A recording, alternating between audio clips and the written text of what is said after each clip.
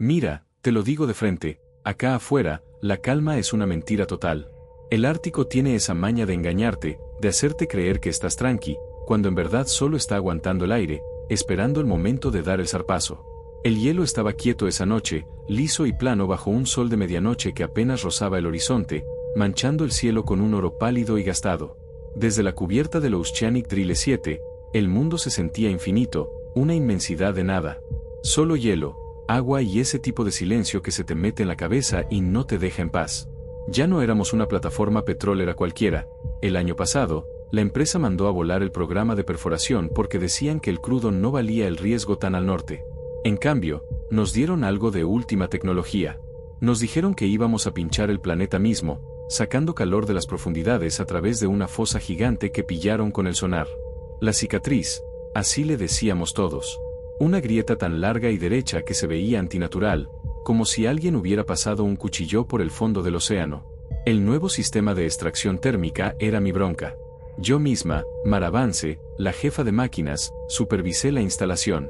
Kilómetros de tubería reforzada hundidos en esa grieta, aislados para aguantar presiones que aplastarían un submarino sin pestañear.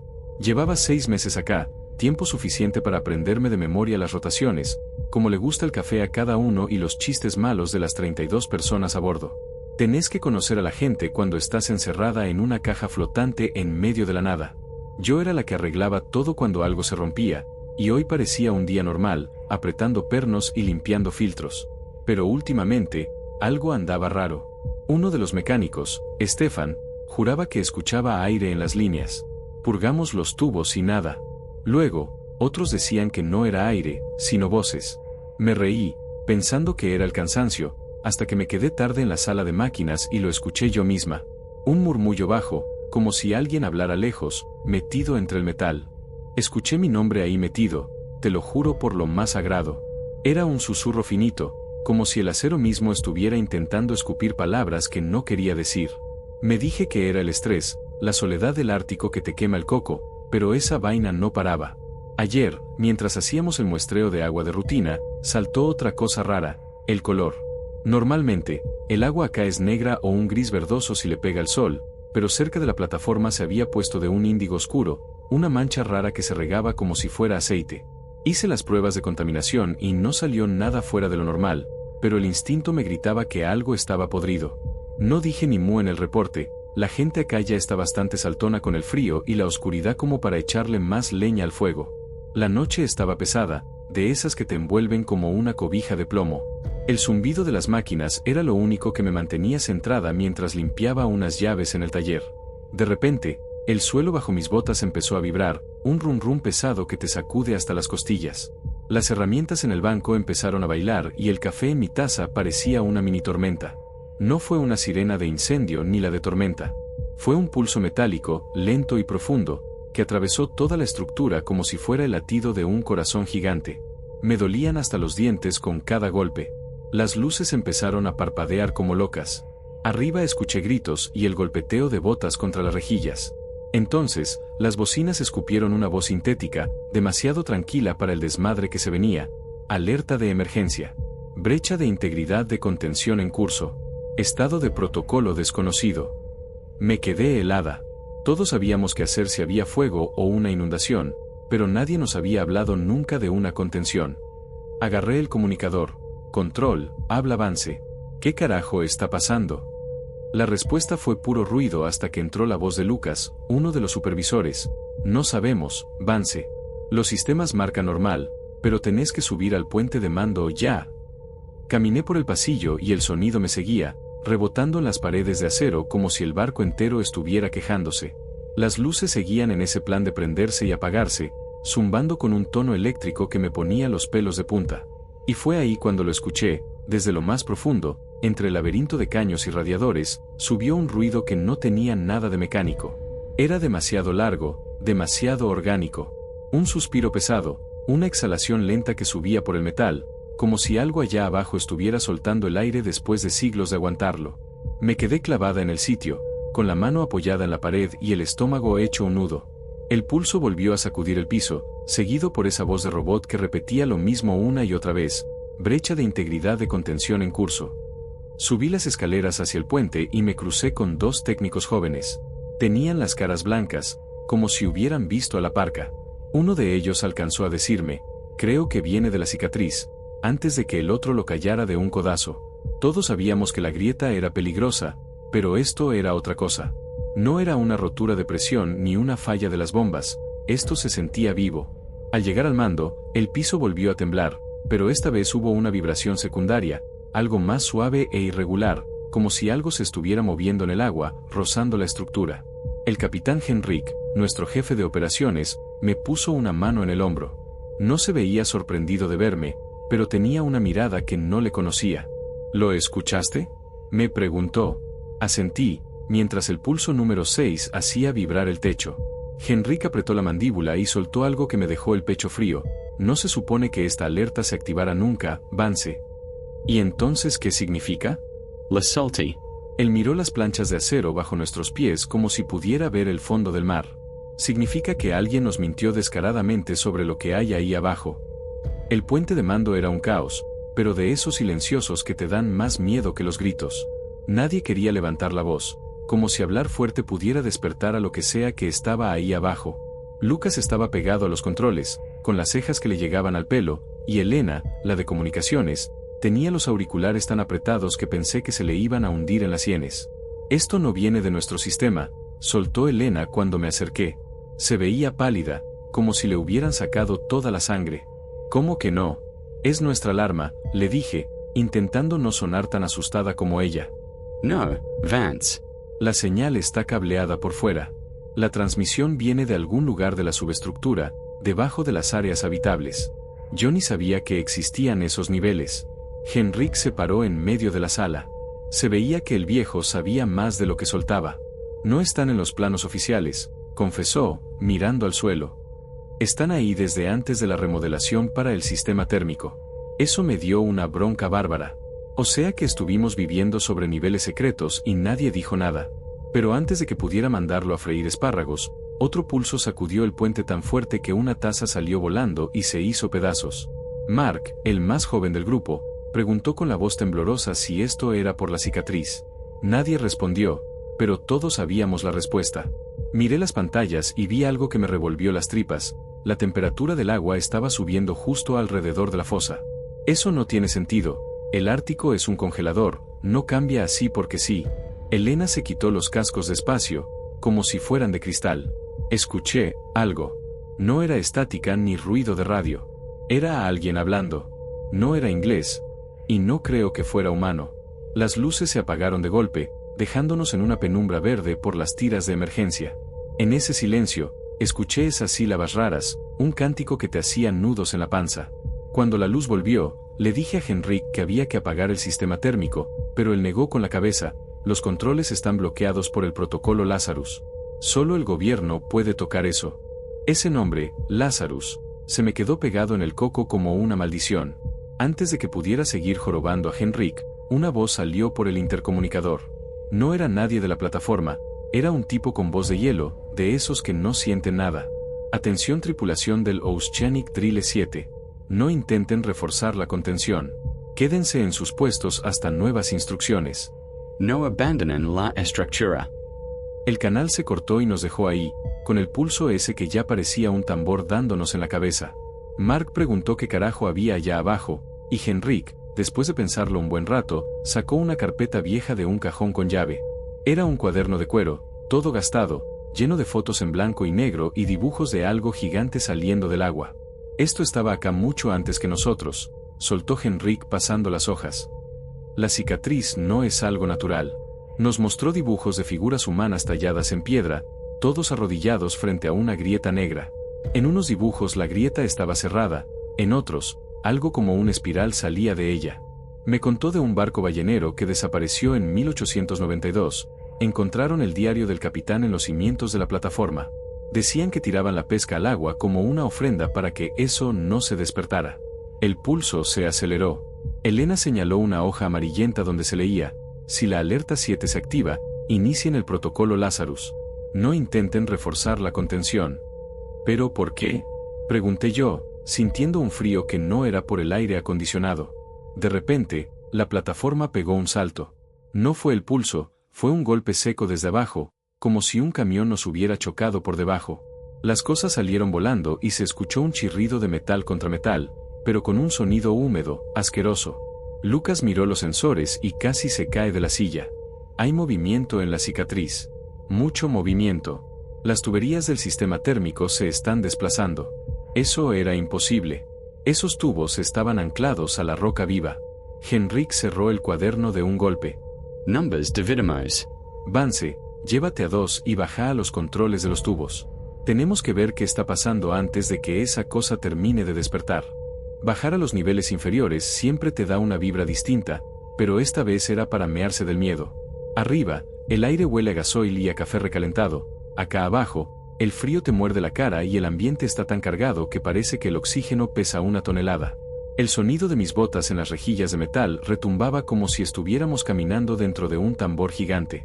Iba con Stefan y Jesper, 2 tipos curtidos, pero los veía pálidos a la luz verde de las tiras de emergencia.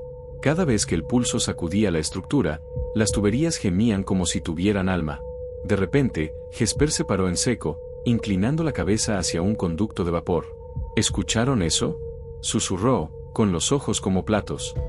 Esa vaina está hablando. No quería darle la razón, pero ahí estaba, un murmullo que venía de adentro del acero, una cadena de sílabas que no tenían sentido pero que se sentían vivas. Le metimos pata hasta llegar a la cámara de control del sistema térmico. Es un cilindro gigante que baja 3 niveles, lleno de válvulas y relojes de presión que parecen sacados de una peli vieja. Al mirar las pantallas, me dieron ganas de salir corriendo. Los números estaban locos. Las temperaturas en el fondo de la cicatriz estaban subiendo a un ritmo que desafiaba toda lógica. Esto no es posible, Vance, soltó Stefan mientras chequeaba un panel. No estamos sacando calor de la Tierra. Es como si algo desde abajo estuviera empujando el calor hacia nosotros. Me acerqué al eje central y miré hacia el abismo. Unas formas brillantes, de un azul pálido, subían por el hueco como si fueran medusas flotando en el aire. Eran hermosas y terroríficas a la vez. Jesper dijo que podían ser bichos bioluminiscentes, pero yo sabía que no. Esas cosas se movían con intención, nadando contra la corriente de vapor. De pronto, un golpe violento sacudió la cámara y un caño de alta presión estalló arriba de nosotros, soltando una nube de vapor hirviente que casi nos cocina vivos. «Fuera de acá, ahora», grité, agarrando a Stefan de la chaqueta mientras el vapor nos rodeaba como una neblina asesina. Salimos disparados al pasillo, con el metal quejándose bajo nuestros pies como si la plataforma fuera un animal herido. Mientras corríamos, vi algo que me dejó helada, una mancha de luz azul, como un relámpago lento, se deslizaba por las paredes de acero. No rodeaba los tubos, pasaba a través de ellos, ignorando la materia. «No lo miren», chilló Jesper sin dejar de correr. Esa vaina iba más rápido que nosotros, apareciendo y desapareciendo en la oscuridad. Cuando llegamos a la escalera del nivel medio, mi radio era un nido de grillos locos. Escuchaba a Lucas gritando sobre picos de temperatura en todos lados, a Elena diciendo que algo se había metido en las tomas de agua, y a Mark con la voz rota: «Está en la subestructura». El sello se rompió. Subimos los escalones de 3 en 3, con los pulmones ardiendo. Arriba nos chocamos con Mark, que tenía una mirada de puro terror. Henrik dice que el protocolo Lazarus es la única salida, soltó, recuperando el aire a duras penas. ¿Y qué demonios es eso realmente? La Exegi Saber. Autodestrucción. Van a colapsar la cicatriz con cargas explosivas, respondió, y el mundo se me vino abajo. Eso nos mataría a todos, pero Mark me miró como si ya estuviera muerto. Dice que es mejor que la otra opción. En ese momento, un estruendo brutal, como si un cable de acero del tamaño de un tronco se cortara, sacudió todo. La cubierta se inclinó de golpe, tirándonos contra las paredes. Me golpeé el hombro fuerte, viendo cómo las alarmas rojas se mezclaban con el pulso constante que ahora ya no era un latido, sino un rugido sordo. El silencio que siguió fue peor. Fue un vacío de unos segundos donde lo único que escuchaba era mi propio corazón queriendo salirse del pecho. Y luego, esa exhalación volvió, pero esta vez con una vibración que me hizo vibrar hasta el último diente. Llegamos al puente de mando y aquello era un manicomio. Gritos, pantallas en rojo y un olor a cable quemado que te raspaba la garganta. El pulso ya no era regular, ahora iba a trompicones, como si la plataforma tuviera una arritmia. Henrik estaba pegado a la consola central con el cuaderno de cuero abierto, soltando órdenes por la radio como un loco. Lucas intentaba arreglar los diagnósticos, pero el pobre no sabía ni por dónde empezar. ¿Cuál es la vuelta ahora? Grité para que me oyeran por encima del estruendo. Henrik me miró y vi que el viejo estaba acabado. La escotilla de la subestructura se abrió, Vance. No sé cómo, pero esa vaina está abierta de par en par. Los sensores marcan un movimiento masivo ahí abajo. Algo grande, muy grande. Lucas señaló la pantalla del radar ambiental. La mancha índigo que rodeaba la plataforma se había vuelto casi negra y crecía a una velocidad de locos. Justo encima de la cicatriz, el agua había subido 3 grados en un par de minutos. Mark, que seguía con el hacha de incendios en la mano, repitió lo de Lazarus. Henrik apretó la mandíbula hasta que le crujió. Si lo activamos, no hay vuelta atrás. Las cargas colapsarán la fosa y se llevarán la plataforma al fondo. Son 200 metros de acero que van a caerle encima a lo que sea que esté despertando. Elena se quitó los auriculares despacio, con la mirada perdida en algún punto de la pared. No quiere que lo hagamos, susurró, y se me puso la piel de gallina. ¿Qué decís, Elena? Le solté, acercándome. La voz. Ahora entiendo lo que dice. Nos está pidiendo que lo dejemos en paz, que no lo enterremos vivo. Un escalofrío me recorrió la espalda. Era imposible entender ese idioma, pero Elena hablaba como si tuviera la verdad grabada en la frente. Henrik dio un golpe en la mesa. Basta. Sea lo que sea, Lazarus es la única forma de pararlo. Lucas, prepara el detonator. Lucas se quedó tieso frente al panel, con el dedo rozando la terminal. ¿Y si Elena tiene razón, jefe? ¿Y si enterrarlo solo lo pone más furioso? Soltó con la voz temblorosa. Antes de que Henrik pudiera mandarlo a callar, otro trancazo sacudió la plataforma, esta vez tan fuerte que el acero gritó como si lo estuvieran desgarrando vivo. Era un sonido metálico pero húmedo, una agonía que te taladraba los oídos. Me acerqué a Henrik, decidida. Si vamos a hundir este nido de latas, hay que estar seguros. Si detonamos Lazarus sin saber qué hay ahí abajo, capaz que en vez de tapar el hueco, lo abrimos más. El viejo no me respondió, se quedó mirando una nota en el diario que decía, no intenten reforzar la contención. Parecía que estaba leyendo algo entre líneas que nosotros no veíamos. De pronto, una alarma de alta frecuencia nos dejó sordos. Sobrecarga en las tuberías primarias. Chilo, Lucas. Flujo inverso. El agua está subiendo desde la fosa a una presión de locos. No puedo cerrar las válvulas. En las cámaras externas vimos el horror. Una columna de agua hirviendo brotaba de la cicatriz, brillando con ese azul antinatural. El agua golpeaba la panza de la plataforma con una fuerza brutal, escupiendo pedazos de roca negra tallada con esas figuras que daban miedo. Elena retrocedió hasta la pared, tapándose la boca. Se está despertando de todo, susurró. El suelo se abultó bajo nosotros, doblando las planchas de acero como si fueran papel de fumar. Henrik agarró la mano de Lucas y la empujó hacia el interruptor rojo. Hacelo de una vez. El interruptor bajó. Un estruendo sordo vibró desde las profundidades mientras las cargas se armaban. En la pantalla apareció un cronómetro. 5 minutos, dijo Lucas con la voz plana, como si ya hubiera aceptado que íbamos a estirar la pata.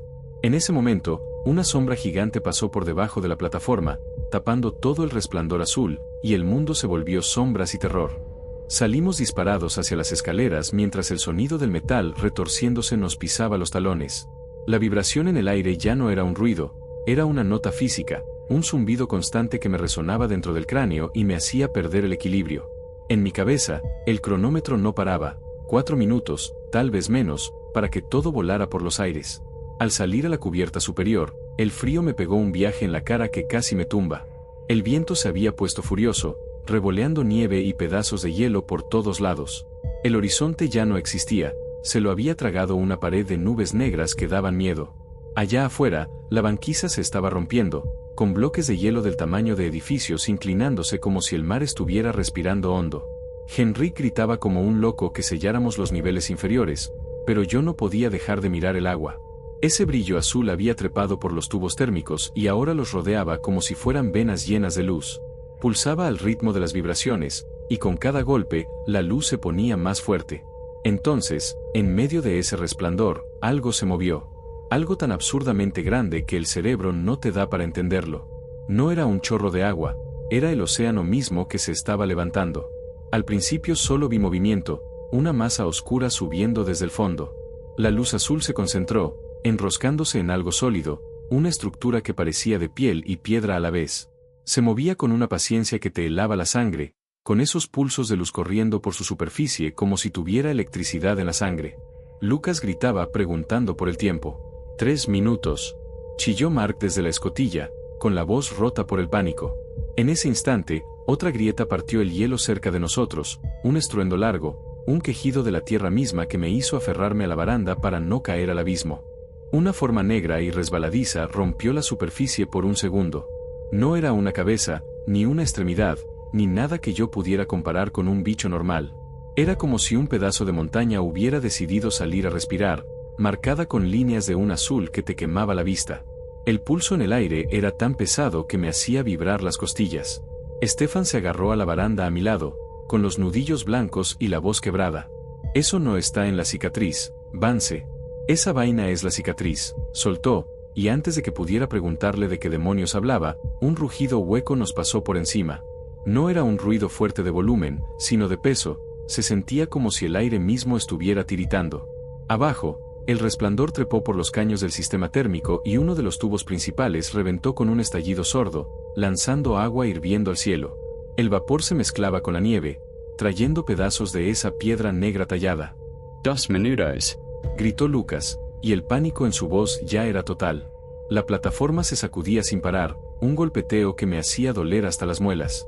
Vi otra vez esas luces pálidas, las medusas esas del eje, pero ahora eran miles. Formaban un remolino azul que subía desde el fondo, girando y girando mientras los pulsos se hacían más violentos. Elena estaba arrodillada junto a Mark, con el pelo pegado a la cara y los ojos perdidos. «Está suplicando», dijo con una voz plana que me dio más miedo que los rugidos. «Nos pide que no lo enterremos, que todavía no está listo». Henrik se le fue encima, gritándole que era una trampa, que esa cosa nos estaba manipulando el coco. Pero Elena solo negaba con la cabeza, llorando en silencio. El calor que subía del agua era insoportable, derritiendo la escarcha de los barandales en segundos. De pronto, una onda de choque nos levantó del suelo antes de que las cargas siquiera explotaran. Algo desde abajo empujó la plataforma hacia arriba y la dejó caer con un golpe que casi nos parte las piernas. Faltaban apenas 20 segundos según el cronómetro que Lucas gritaba desde la escotilla. El rugido volvió, pero esta vez fue un trueno que se metió en la roca y en el hielo, retumbando en cada átomo de la plataforma. Elena se tapaba los oídos con fuerza, gritando que no era el momento, que eso no debía despertar todavía.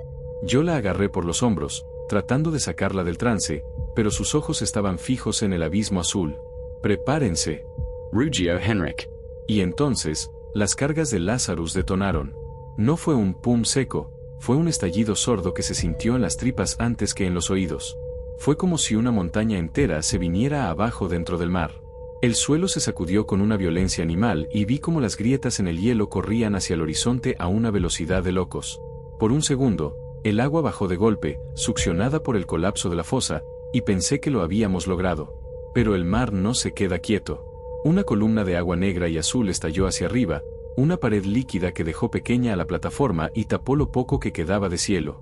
Pedazos de hielo como camiones empezaron a llover del cielo, rompiendo contra el acero con golpes que hacían temblar toda la estructura.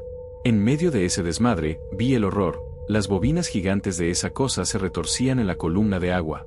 El plan de Henrik no lo había enterrado, solo le había quitado la tapa al frasco. «A los botes. Ya mismo», ordenó Henrik, señalando las estaciones de emergencia. Corrimos como pudimos, esquivando pedazos de metal que volaban por el viento. Jesper y Mark ya estaban soltando los seguros del bote mientras las olas nos bañaban con agua helada. Antes de saltar, miré hacia atrás por última vez. En el centro de la fosa, justo antes de que el agua se tragara todo, vi un ojo negro, inmenso como un pozo sin fondo, mirándonos fijamente desde la oscuridad. El bote de rescate cayó al agua con un golpe que casi nos saca los pulmones por la boca. Jesper le dio arranque al motor de una vez, quemando gasoil mientras nos alejábamos de esa trampa de metal. Atrás de nosotros, la plataforma Oceanic Drille 7 soltó un último quejido, un sonido de acero desgarrado que fue sepultado por un rugido que no venía de este mundo. Y después, el silencio. Un silencio pesado, denso, de esos que te hacen doler los oídos. Nadie decía ni pío. El motorcito del bote era lo único que cortaba ese ambiente de velorio mientras saltábamos sobre olas que todavía estaban demasiado picadas. El viento se había calmado, pero el aire se sentía cargado, húmedo, como si el mundo estuviera aguantando la respiración. Miré hacia atrás y vi que el cielo donde estaba la plataforma seguía iluminado desde abajo por ese brillo azul que subía por el hielo, palpitando como un corazón enfermo. Elena estaba hecha un ovillo a mi lado, con la mirada clavada en la nada. Sus labios se movían sin soltar ruido, hasta que me acerqué para escucharla. No nos siguió, susurró, y no supe si era un alivio o una amenaza. Henrik, que estaba sentado frente a nosotros con la cara manchada de aceite, negó con la cabeza lentamente. Tenía la voz ronca, gastada. No terminó, Vance. No enteramos nada. Solo le avisamos que estamos acá. Esa phrase me calo hondo. Pasamos las horas siguientes en un trance, esquivando pedazos de hielo y tratando de no morirnos de frío. No vimos barcos, ni helicópteros, ni una luz de esperanza. El Ártico se nos había vuelto una cárcel infinita. De vez en cuando, sentía algo debajo del bote. No era el brillo, era una sombra ancha y lenta que nos marcaba el paso desde las profundidades. Pensé en decir algo, pero vi la cara de los demás y preferí guardarme el miedo. No quería ver cómo se les terminaba de romper el alma si se daban cuenta de que algo nos venía oliendo el rastro. Cuando por fin avistamos tierra, ya éramos una sombra de lo que salimos de la plataforma. El frío, el agotamiento y ese peso muerto que llevas en el alma después de ver lo imposible nos habían pasado la factura. De los 32 que éramos en Ladrile 7, en el bote solo quedábamos 9. Lucas se nos fue una noche, se resbaló por la borda durante un cambio de turno. No hubo grito, ni chapoteo, ni nada. Simplemente, el mar se lo tragó y nos dejó el hueco.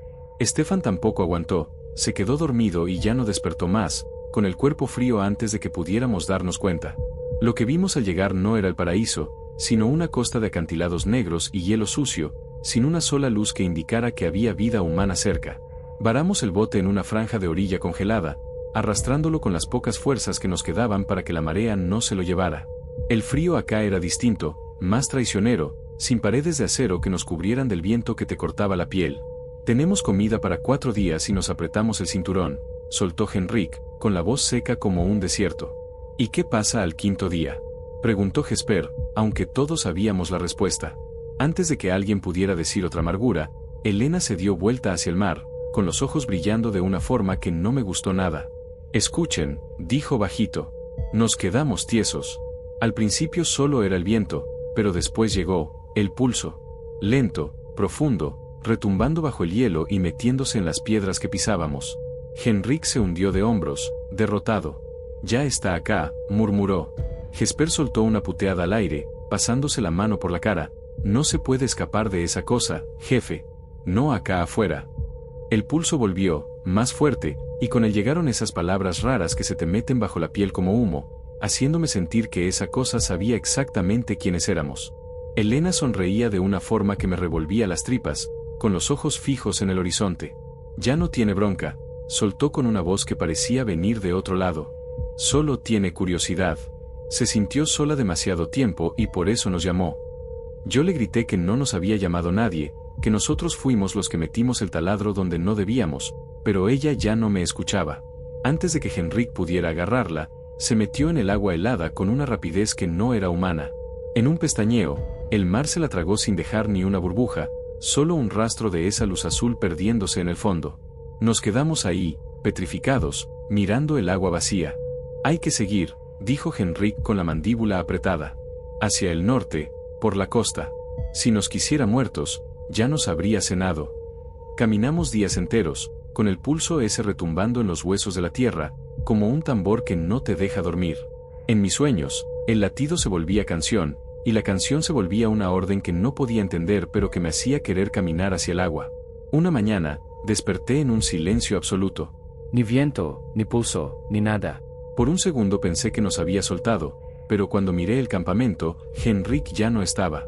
Sus huellas iban directas hacia la orilla y ahí se cortaban en seco.